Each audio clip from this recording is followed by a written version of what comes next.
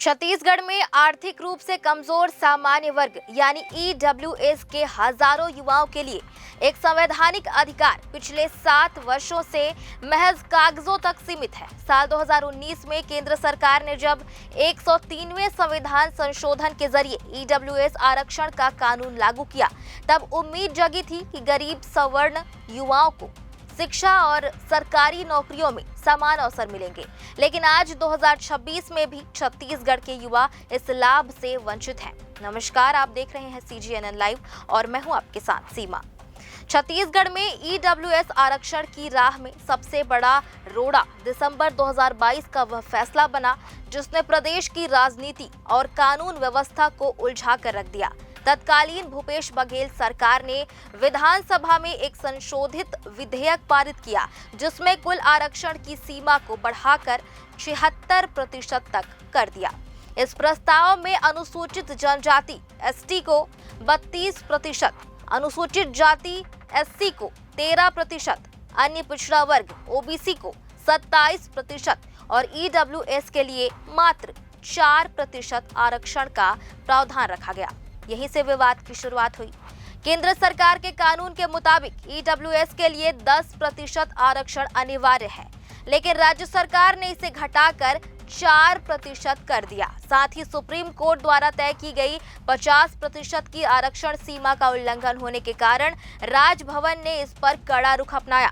तत्कालीन राज्यपाल अनुसुईया उइके ने विधेयक पर हस्ताक्षर नहीं किए और यह मामला पूरी तरह ठंडे बस्ते में चला गया। इस मामले ने तब तूल पकड़ा जब पुष्पराज सिंह और अन्य याचिकाकर्ताओं ने छत्तीसगढ़ हाई कोर्ट का दरवाजा खटखटाया।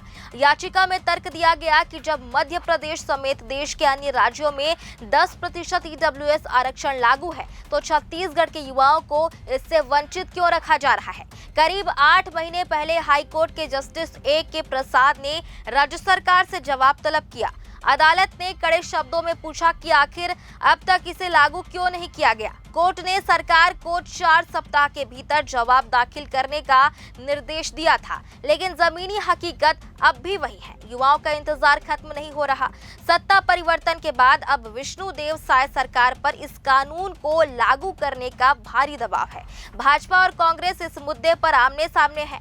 भाजपा के वरिष्ठ विधायक और पूर्व मंत्री अजय चंद्राकर का कहना है कि वर्तमान स्थिति के लिए पूर्ववर्ती कांग्रेस सरकार जिम्मेदार है। उनका तर्क है कि कांग्रेस ने जानबूझकर ईडब्ल्यूएस आरक्षण को एक ऐसे विवादित विधेयक के साथ जोड़ा जो कभी कानून नहीं बन सकता था। वहीं दूसरी ओर कांग्रेस नेता और पूर्व मंत्री डॉक्टर शिव कुमार डहरिया का कहना है कि उनकी सरकार ने जनसंख्या के आधार पर न्याय करने की कोशिश की थी।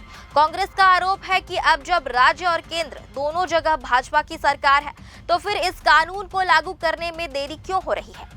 विधिक विशेषज्ञों का मानना है कि जब तक आरक्षण के इस उलझे हुए समीकरण को सुलझाया नहीं जाता तब तक हजारों पात्र युवा सरकारी नौकरियों के अवसरों से बाहर रहेंगे। साय सरकार के सामने अब 2 रास्ते हैं, या तो वह पुराने विवादित विधेयक का समाधान निकाले या फिर केंद्र के 10% ईडब्ल्यूएस प्रावधान को अलग से लागू करने की अधिसूचना जारी करें।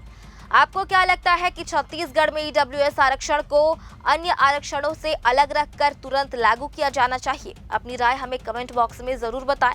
इस वीडियो को लाइक करें और हमारे चैनल को सब्सक्राइब करना ना भूलें। नमस्कार।